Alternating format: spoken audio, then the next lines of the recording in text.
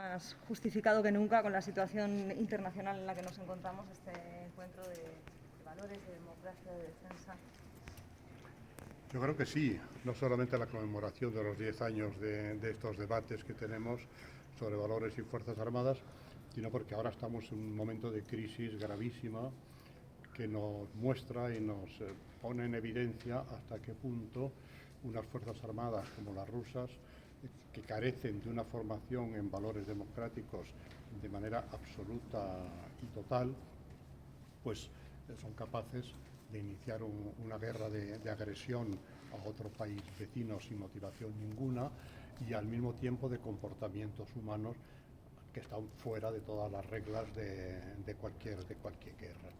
Incluso esa filosofía de enmascarar una guerra con otro nombre para no caer, para no caer en las responsabilidades del respeto de los convenios de Ginebra. Entonces, pues hablamos de esa cosa sofisticada de operación especial de no sé qué. Mentira, es una guerra, por ahí simple, y está bajo el convenio de Ginebra.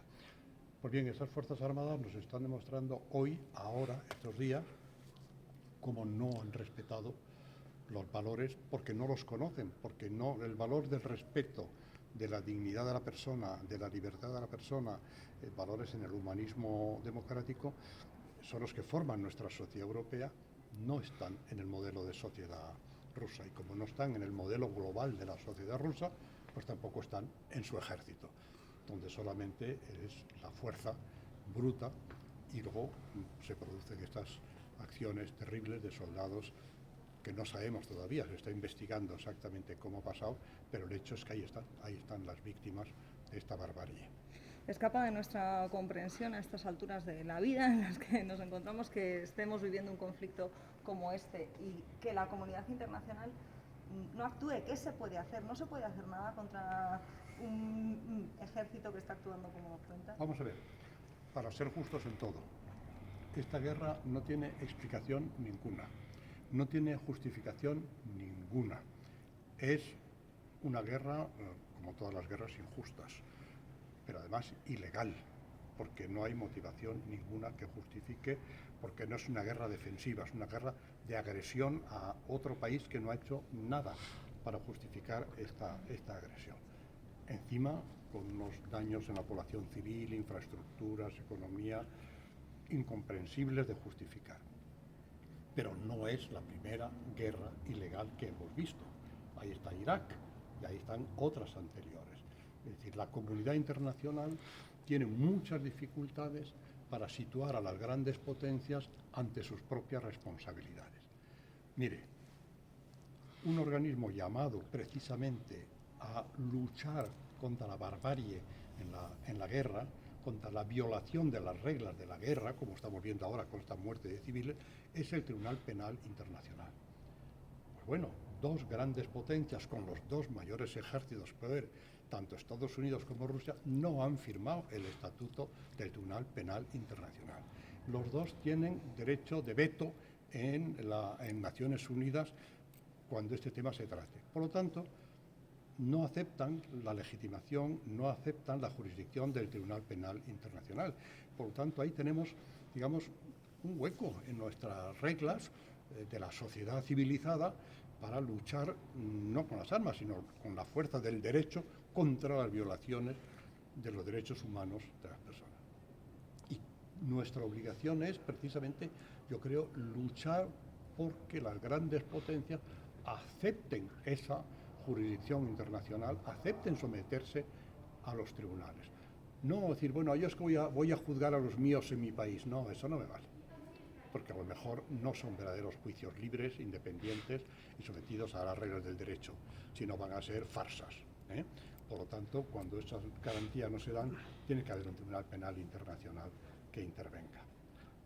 Pero tenemos que darnos cuenta de que Europa tiene en este momento un gran ejemplo que puede dar.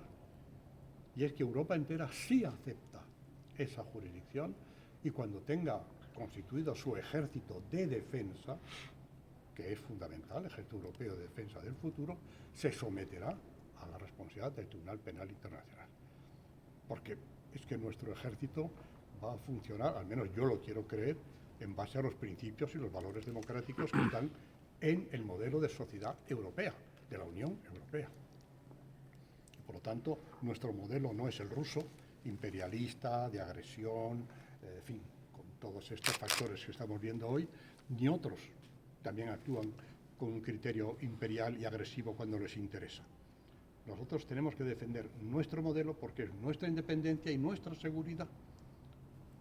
Y por eso, aunque no nos guste mucho, tenemos que invertir en defensa. Si queremos ser libres y queremos ser independientes y queremos que no nos agredan. Nosotros no queremos agredir a nadie, pero que no nos agredan impunemente. Si no tenemos ese ejército, pues tendremos que depender de la OTAN y de quien manda en la OTAN, que no somos precisamente nosotros, los europeos. No sé si me he explicado claramente. ¿Cómo cree que va a evolucionar el conflicto? No lo sé.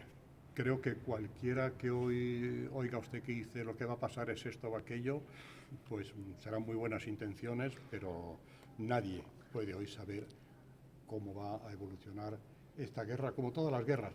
Cuidado, se sabe cómo empiezan y nunca se sabe cómo terminan, ni a qué coste, ni con qué reguero de sangre y destrucción queda detrás.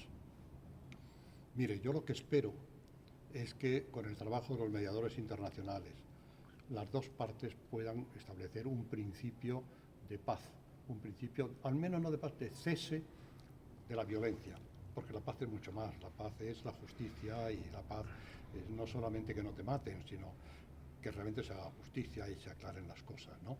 Pero, digamos, este primer paso, dejar la violencia armada y establecer un entente de no agresión entre las partes. Yo creo que ese sería el primer punto fundamental. A partir de ahí se puede hablar de lo demás. Pero mientras sigan los bombardeos, las agresiones y los ataques, no podemos hablar de otra cosa, más que de encontrar el camino para que termine esa agresión brutal, para que termine el sufrimiento de la población civil, para que los ucranianos, que son verdaderos héroes defendiéndose, pues realmente, porque ellos sí que están motivados, están defendiendo su patria, su país, su cultura, su libertad, pues puedan realmente llegar a vivir en el futuro en esa paz y en esa libertad, ¿no? Pero quien le diga a usted que tiene la fórmula mágica en este momento, pues ojalá la tenga, pero yo no le puedo decir otra cosa. Por volver al comienzo, ¿qué balance se hace de estos 10 años de estos encuentros?